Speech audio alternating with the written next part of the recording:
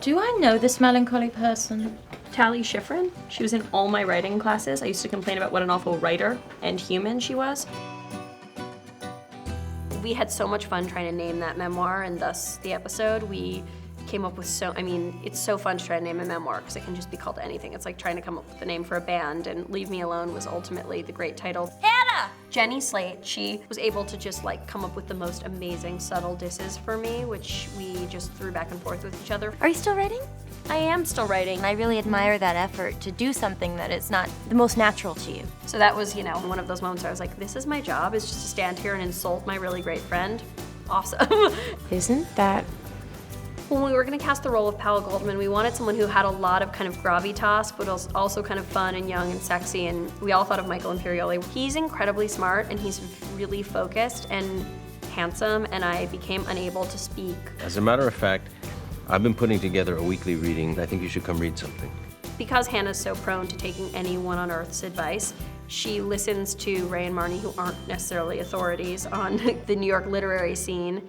I wrote something new on the subway on the way here. It's a shame because it kind of scares her off the experience of sharing her writing, which she was just warming to. I shouldn't have done the reading. No, what you should have done was read that historical piece you sent me. I'm really sorry. Okay, bye, pal. Hey, Anna. I did something kind of crazy. In this episode, Shoshana's thinking a lot about what she's gonna do with her life and how she wants to really seize the day. I made an internet dating profile. Jessa acts like Shoshana is ridiculous, but Jessa also hears Shoshana when she speaks, and I think really considers her like a source of kind of oddball wisdom. What are you planning this afternoon?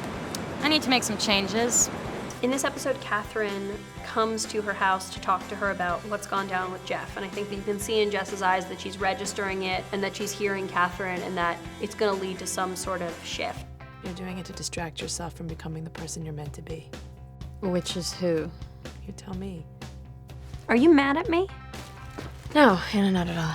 Writing that fight between Hannah and Marnie was a lot of fun in that we kind of got to express what they've quietly thought about each other for the whole season. You know, I didn't even want to go into this, but you pushed me. It was exhausting, and Elsa and I were both losing our voices and trying to, you had to really keep track of kind of letting your anger build. I don't want to talk about it anymore.